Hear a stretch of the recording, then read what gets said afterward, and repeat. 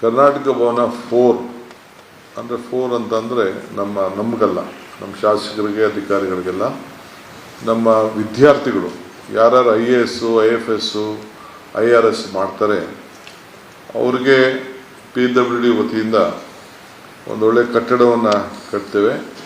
ಅವರೆಲ್ಲ ಅಲ್ಲಿ ಇಳ್ಕೊಂಡು ವಿದ್ಯಾಭ್ಯಾಸವನ್ನು ಮಾಡಲಿಕ್ಕೆ ಅಲ್ಲಿ ಕೋಚಿಂಗ್ ಸೆಂಟ್ರಿಗೆ ಅವರಲ್ಲಿ ಇಲ್ಲೆಲ್ಲ ಹೋಗ್ತಾರೆ. ಸೊ ಒಂದೇ ಕಡೆ ಎಕ್ಸ್ಚೇಂಜ್ ಆಫ್ ಥಾಟ್ಸ್ ಎಲ್ಲ ಮಾಡ್ಕೊಳ್ಳಿಕ್ಕೆ ಅಲ್ಲಿ ಸ್ವಲ್ಪ ಜಾಗ ಕೊಟ್ಟಿದ್ದಾರೆ. ಸೊ ಅದಕ್ಕೆ ನಾವು ಈಗಾಗಲೇ ಸ್ವಲ್ಪ 80 ಕೋಟಿ ರೂಪಾಯಿ ಅಷ್ಟು ಒಂದು ಎಸ್ಟಿಮೇಟ್ ಕೊಟ್ಟಿದ್ದಾರೆ ಡೆಲ್ಲಿನಲ್ಲಿ. ಇನ್ನು ಸ್ವಲ್ಪ ಜಾಸ್ತಿ ಆದರೂ ಕೊಡಬೇಕು ಅಂತ ಡಿಸಿಷನ್ ತೊಗೊಂಡಿದ್ದೀವಿ. ಇವತ್ತು 80 ಕೋಟಿಗೆ ಪರ್ಮಿಷನ್ ಕೊಟ್ಟಿದ್ದೀವಿ. 50% will be for SC ST and 50% for others. ಅದಕ್ಕೆ ಬೇರೆ ಇಲಾಖೆನೂ ದುಡ್ಡು ಕೊಡ್ತೀವಿ, ಅದಕ್ಕೆ PWD ನಡೆಸ್ತಾರೆ. ಸೊ ಮಿನಿಮಮ್ 50% SC STಗೆ, 50% ಬೇರೆಯವ್ರಿಗೆ ಸೋಷಿಯಲ್ ವೆಲ್ಫೇರ್ ಅಂತ ಸ್ವಲ್ಪ ದುಡ್ಡು ತೆಗೆದುಕೊಳ್ತಾ ಇದ್ವಿ.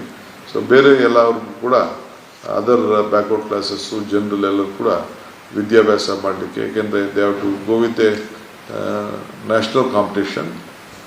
IAS, IRS, IFS ಇಂಥಕ್ಕೆಲ್ಲ ಹೋಗಬೇಕು ಅಂತ ಆಸಕ್ತಿ ಇರೋರಿಗೆ ಅದಕ್ಕೆ ಕಾಂಪಿಟೇಟಿವ್ ಎಕ್ಸಾಮ್ಸ್ಗೆ ಅದಕ್ಕೆ ಅವಕಾಶವನ್ನು ಮಾಡ್ತಾ ಇದ್ದೀವಿ.